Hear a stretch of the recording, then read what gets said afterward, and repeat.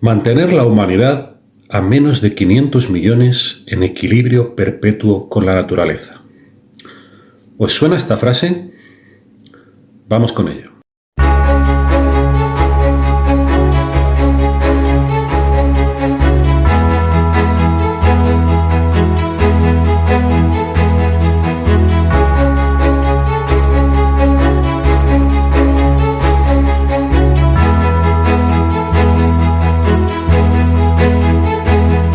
Bienvenidos al 22º capítulo de Alter Historia, el canal de historia alternativa. Hoy con novedades. La primera, como podéis ver, es el croma.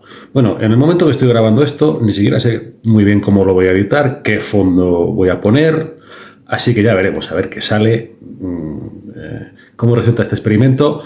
Comentádmelo en la cajita de comentarios, qué os parece.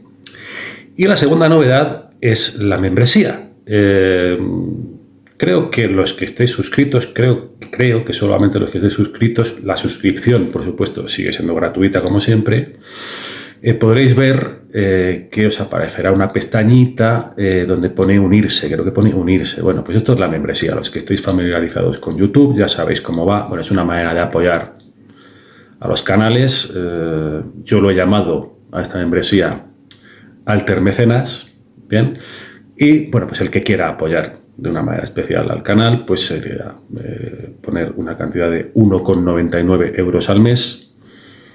Bueno, que tampoco es para volverse loco. 1,99 euros al mes, o bien el equivalente en la moneda del país donde estéis, Estados Unidos, en México, en Argentina, donde sea, ¿no?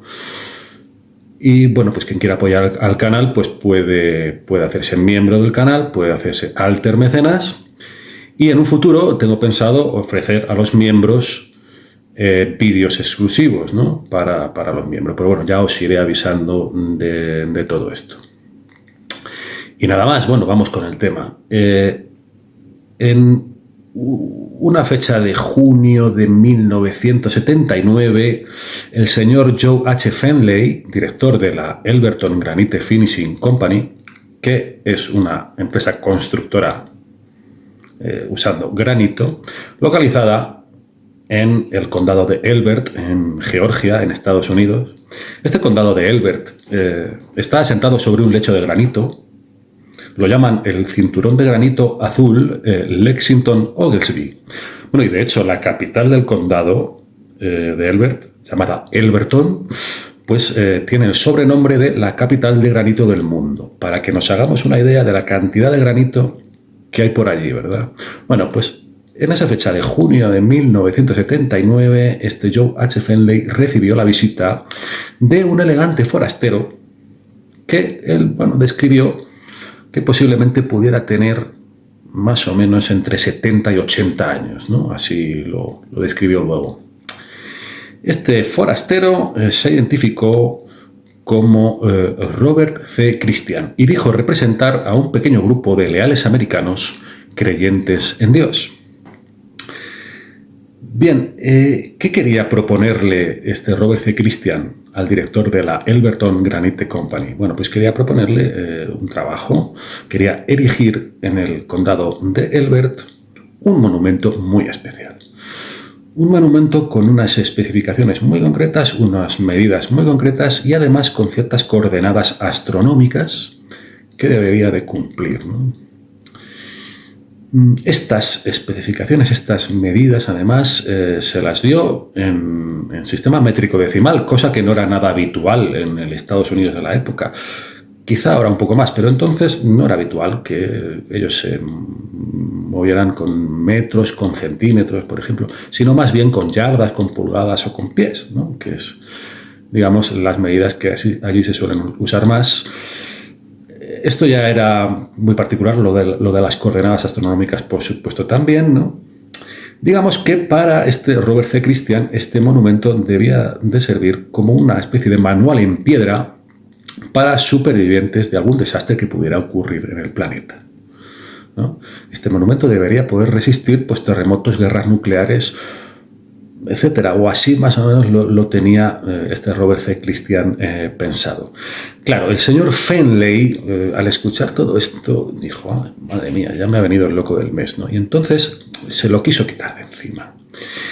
le empecé a poner problemas. Y digo, vamos a ver, es que nosotros no solemos hacer este tipo de trabajos, estas medidas que usted me da, y no sé, todas estas especificaciones tan extrañas, las orientaciones astronómicas, yo no sé cómo hacer esto, y además es que pues, no sé cuánto tiempo tardaríamos, resultaría muy caro, tal. A lo cual el señor Robert C. Christian dijo, vamos a ver, en primer lugar, el dinero no sería problema. Bien, y el tiempo, pues bueno, pues a ver, siempre que sea un tiempo prudencial, tampoco hace falta que esté listo mañana, digamos, pues bueno, mientras se vaya haciendo el trabajo adecuadamente, digamos que tampoco hay una prisa excesiva. Dice, ya, pero claro, es que yo para hacer un trabajo de este tipo, lo primero que necesitaría sería una garantía de pago, porque en primer lugar yo a usted es que no le conozco de nada y además es un trabajo tan extraño. Dice, sí, no hay problema.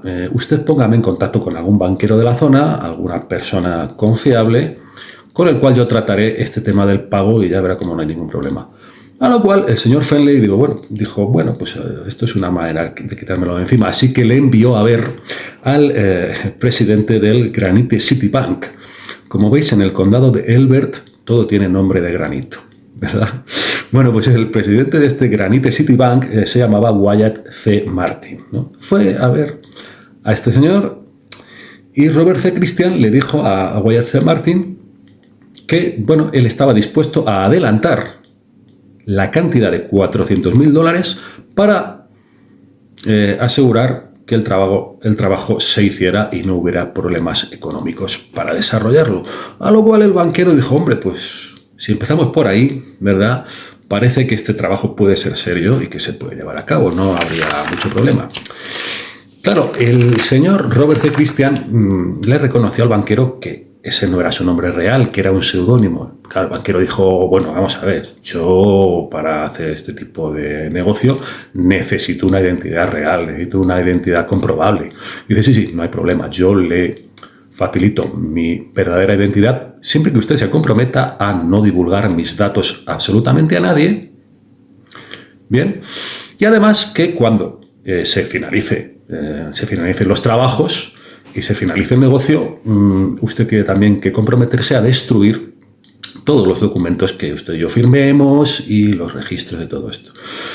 El banquero dijo, bueno, mientras haga todo de acuerdo a la ley y a las normas fiscales, etcétera, etcétera, pues bueno, una vez que todo el negocio finalice, en principio no habría problema en destruir los documentos y, por supuesto, la confidencialidad de su identidad queda asegurada, no va a salir de aquí. Así que, bueno, llegaron a ese acuerdo. Otra de las cosas que hizo Robert C. Christian fue alquilar una avioneta para que le llevaran a recorrer todo el condado de Elbert para elegir el lugar donde él quería erigir este monumento y decidió colocarlo en lo que era el punto más alto de todo el condado. Ahí eligió colocar el monumento y, pues sin más, entregó en una caja de zapatos a estos dos personajes, al banquero y al constructor, todas las especificaciones y todas las medidas que tenía que tener el monumento y además les dijo, al parecer, las siguientes palabras: nunca me volverán a ver. Y se marchó. Bueno, el dinero llegó, los $400,000 llegaron al parecer procedentes de varias cuentas distintas para que, bueno, pues fuera difícil rastrear el origen del dinero. Pero el dinero llegó y lo primero que hizo el banquero fue comprar el terreno que había elegido Robert C. Christian para erigir el monumento. Compró el terreno y comenzaron los trabajos, que en realidad tampoco duraron tanto, porque todo esto ocurrió en junio de 1979 y el monumento se inauguró el 22 de marzo de 1980.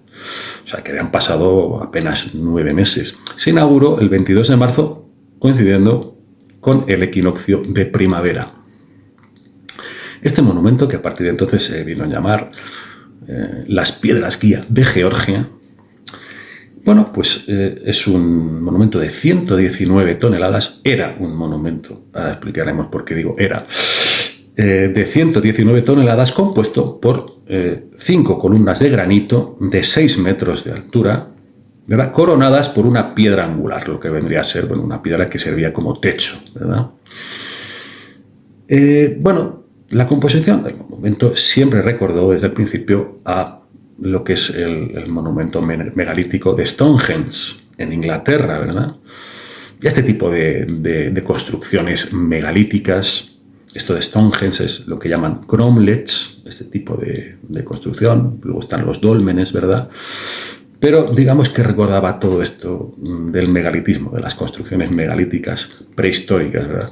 También hubo gente a la que le recordó el monolito que aparecía en la película de Stanley Kubrick, 2001, Una Odisea del Espacio, que se estrenó en 1968, pues aproximadamente unos 11 años antes de este encargo. Pero sobre todo siempre se le ha llamado a esto de las piedras de Georgia el Stonehenge norteamericano.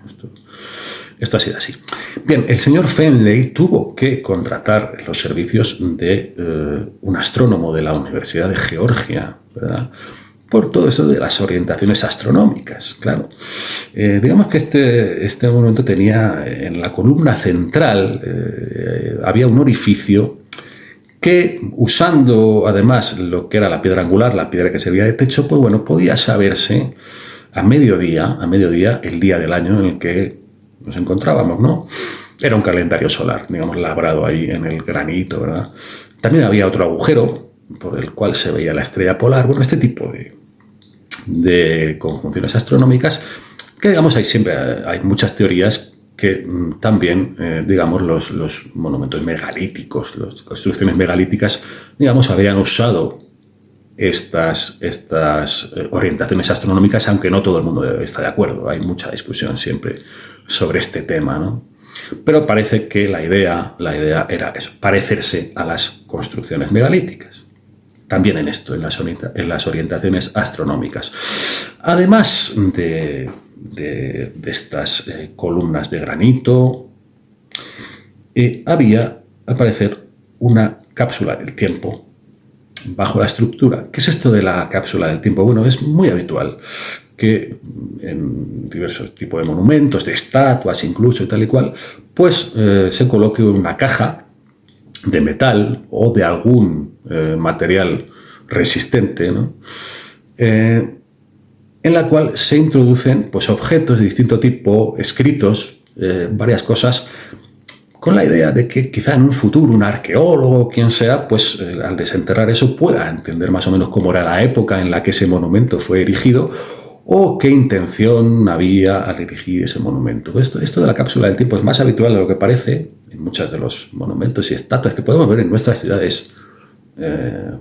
Existen, están colocadas debajo de la estructura, es una cosa que se hace bastante a menudo.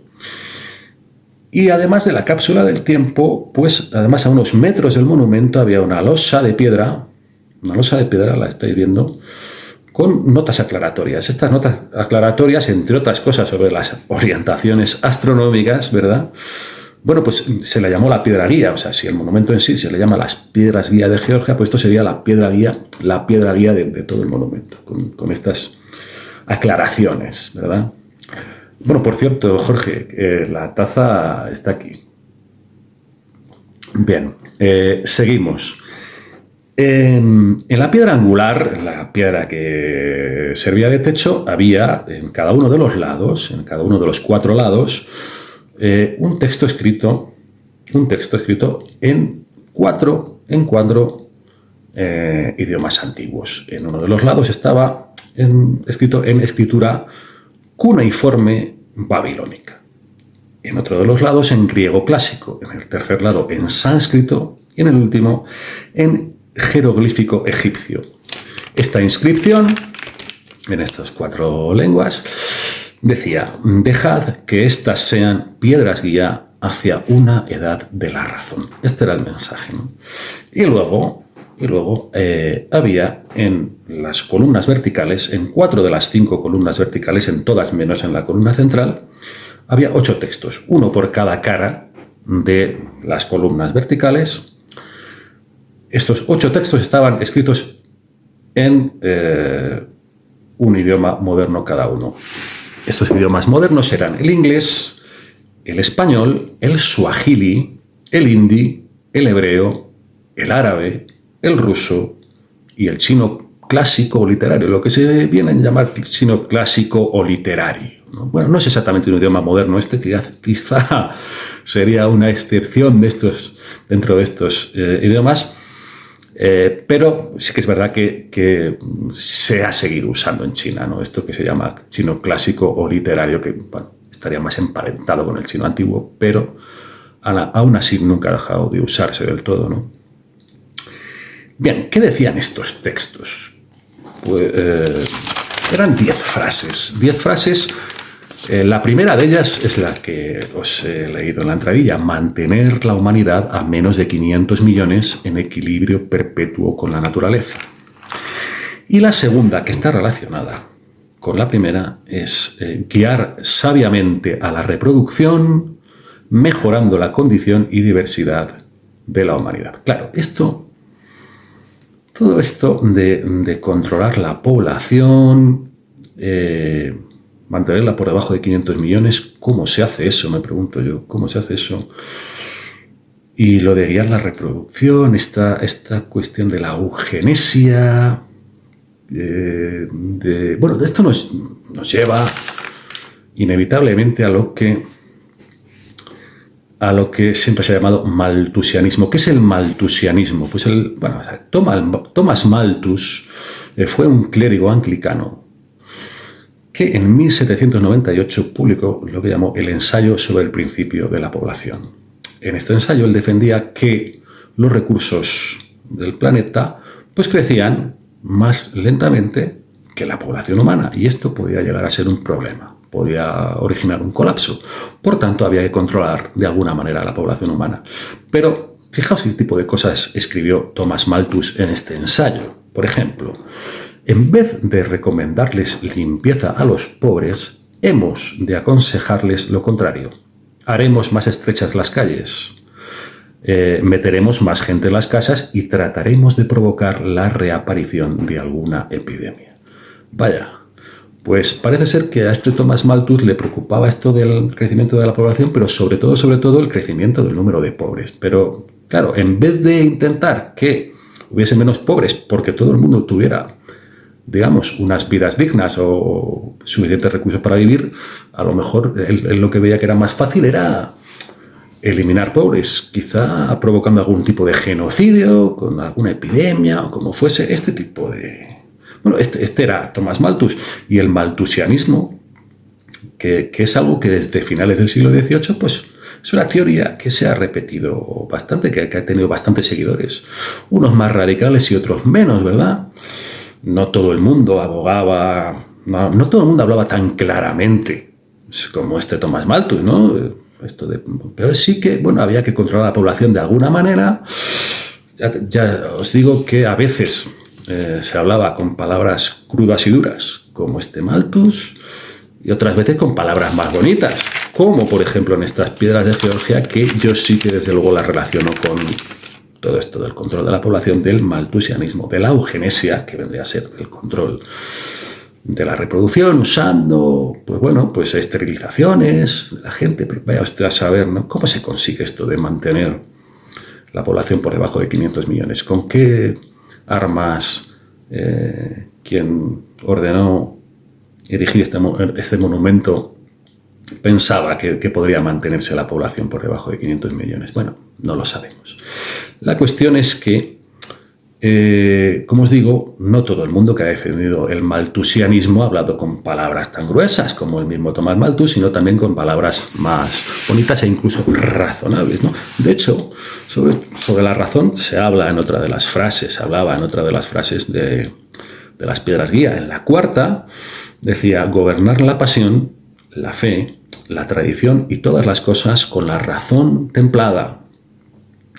Bueno, la tercera, por ejemplo, decía: unir la humanidad con una nueva lengua viviente.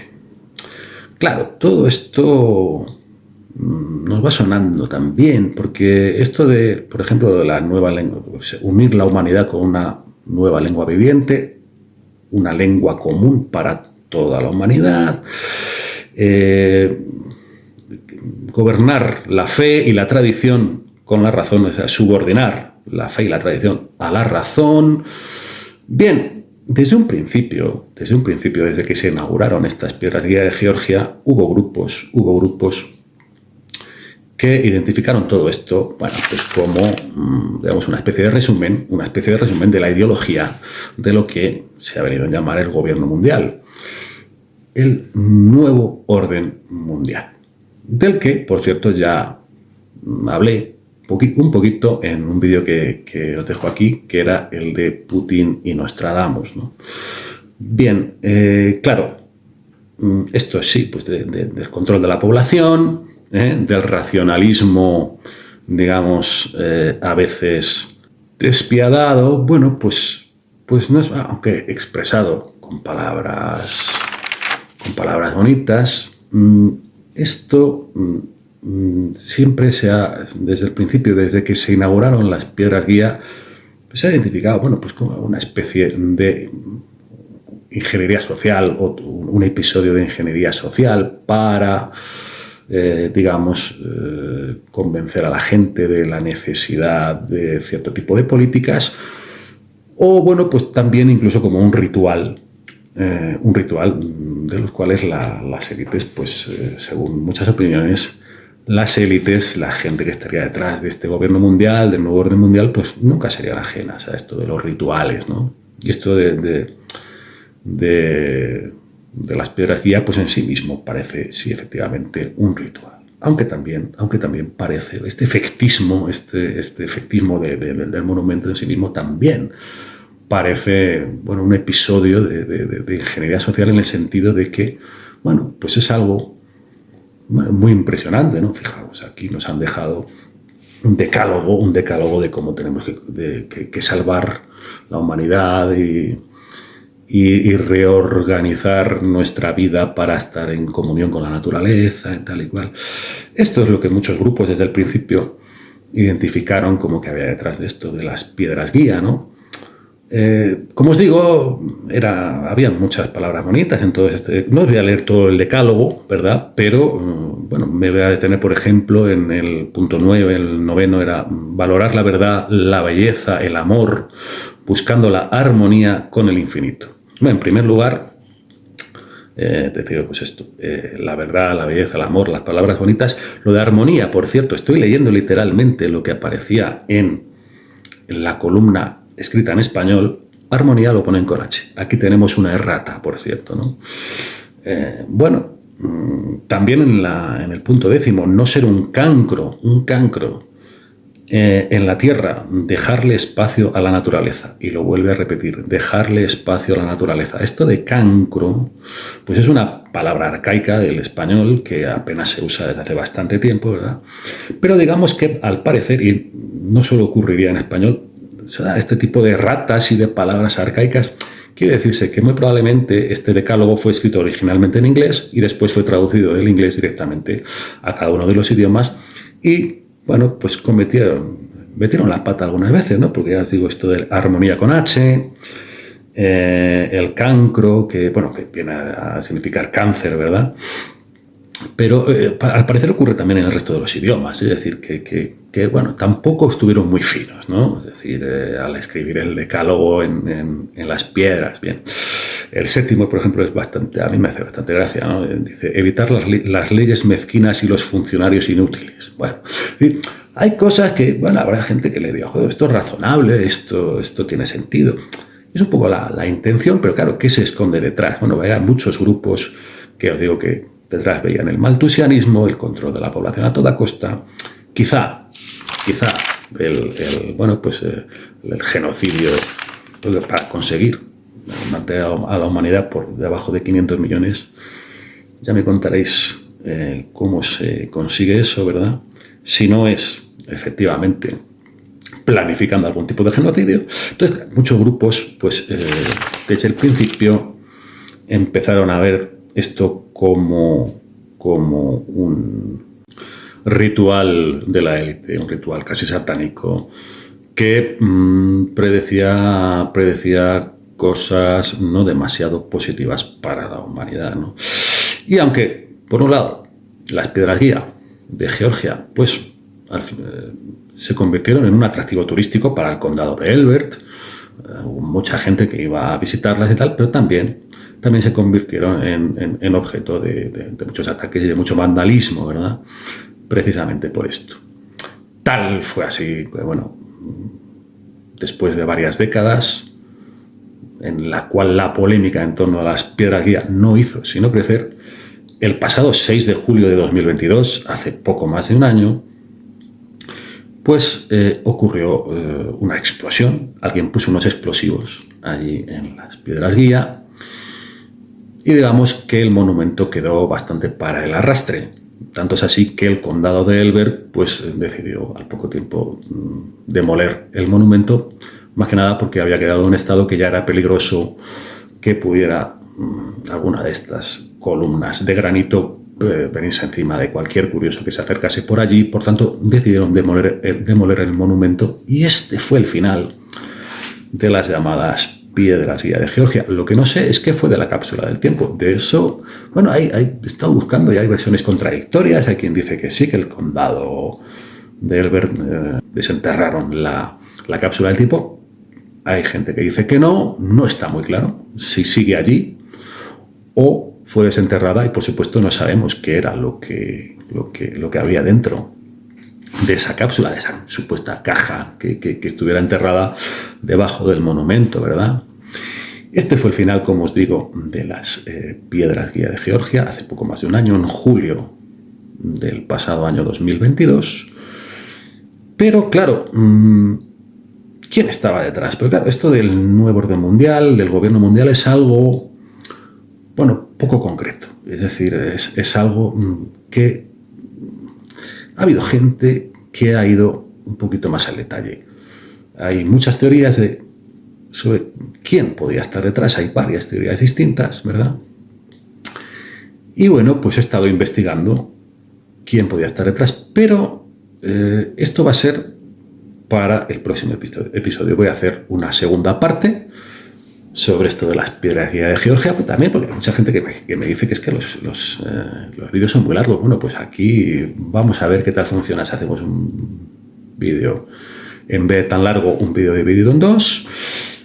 Y en esta segunda parte, que aparecerá por la semana que viene, voy a hablar de las distintas teorías que existen teorías más concretas sobre quién podía estar detrás de estas piedras guía, y al final voy a dar mi opinión sobre quién estaba detrás de las piedras guía de Georgia. Así que al que le interese, por favor que se suscriba para que se entere de cuando sale el próximo vídeo, esta segunda parte. Y si queréis, pues darle a la campanita para que os avise YouTube de cuando saldrá el próximo vídeo. Y nada más, dadle al like, dadle a me gusta si os ha gustado el capítulo, compartirlo con vuestras amistades, con quien penséis que le pueda interesar. Y nada más, me despido hasta el próximo capítulo de Arte de Historia. Muchas gracias por vuestra atención.